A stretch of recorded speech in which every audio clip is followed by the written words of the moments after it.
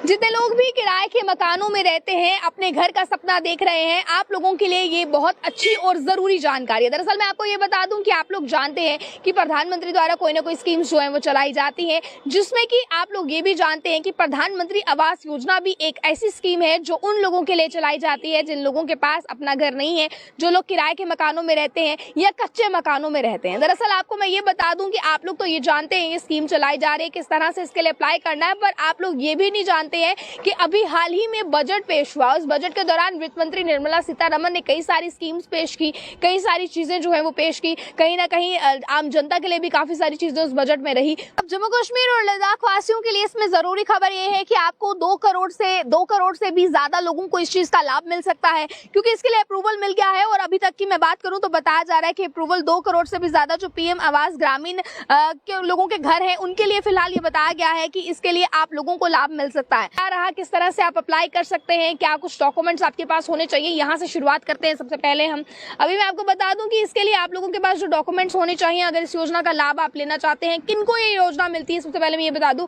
अगर आपके पास पक्का मकान नहीं है तो आप इसके लिए जो है बेनिफिट ले सकते हैं। अगर आप बीपीएल कार्ड धारक हैं, आपके पास बीपीएल राशन कार्ड होना चाहिए, आप इसके लिए जो है वो प्रॉफिट ले सकते हैं। और उसी के साथ साथ आपकी जो इनकम है वो इतनी ज़्यादा नहीं होनी चाहिए, इनकम आपकी लो रहनी चाहिए जो बीपीएल में आप फॉल करेंगे। अगर इसी के साथ साथ बताया गया है, अगर आप लोग ये चीज़ का लाभ लेना चाहते हैं, खासकर जम्मू कश्मीर के लोगों की मैं बात करूं तो इस योजना के लिए जो है वो जम्मू कश्मीर लोगों के लिए बहुत अच्छी खबर है। अब देखें, आप इस योजना का लाभ जिनको नहीं मिलता है, सबसे पहले वो बात कर ले। देखें, जो लोग टैक्स भरते हैं, आप लोगों को इसका लाभ नहीं मिलेगा। जो लोग किसी कंपनी के मालिक हैं, कोई फर्म चला रहे हैं, उन्हें इस चीज़ का लाभ नहीं मिलेगा। जिनकी सरकारी नौकरी है या परिवार में कोई भी सदस्य सरकारी नौकरी करता है, उनको ये लाभ नहीं मिलेगा। इसके अलावा जिनकी पहले से ही शहरी या ग्रामीण इलाकों में जो है वो पक्का मकान है, यानी कि गांव में या शहर में आपका ऑलरेडी पक्का मकान है, you are not eligible for that. उसके साथ ही आपको मैं ये भी बता दूं कि जिनकी सालाना आय जो है वो तय लिमिट से ज्यादा है, यानी कि जो इसमें लिमिट रखी गई है, अगर उससे ज्यादा आपकी सालाना इनकम है तो भी आप इसके लिए लाभ नहीं उठा सकते हैं।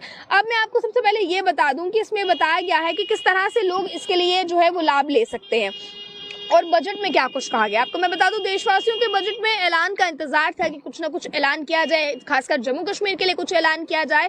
और अपने बजट के दौरान वित्त मंत्री निर्मला सीतारमण ने बहुत सी स्कीम्स के वर्णन भी जो है वो किया। ऐसे में कई बड़े ऐलान किए गए और इसी बीच जो है वो एक घोषणा पीएम आवास योजना की भी थी। और इसी के साथ साथ आपको मैं ये भी बता दूं, अपने बजट के दौरान वित्त मंत्री निर्मला सीतारमण ने ये कहा है कि प्रधानमंत्री आवास योजना जो है वो ग्रामीण और शहरी क्षेत्रों के 3 करोड़ अधिकतर मकान जो है वो बन जाएंगे। और इसी के साथ साथ ये भी बताया गया है, सरकार की तरफ से ये जानकारी दी गई है कि अब इसके लिए आवश्यकता जो है वो आप किस तरह से आवेदन कर सकते हैं, ये तमाम चीजें आप लोगों को बताई गई हैं। साथ ही साथ ये भी कहा गया है कि आने वाले देर में और भी ऐसे लोग हैं जो इसके लिए अप्लाई करेंगे, जिन लोगों को इसका प्रॉफिट जो है वो फिलहाल मिल सकता है। अब बाकी की क्या कुछ जानकारी थी आपने खबर में सुनी है। अगर आप लोग इसको लेकर कुछ भी जानना चाहते हैं या कुछ भी आप लोग इसके चलते पूछना चाहते हैं, आप कमेंट बॉक्स में अपनी राय रख सकते हैं। हम पूरी कोशिश करेंगे आपको इसका जवाब देने की। आगे की जानकारियों के लिए आप लोग देखते रहें अर्ली टाइम्स। मुझे कैमरा पर्सन गुलशन को दीजिए इजाजत। जय हिंद।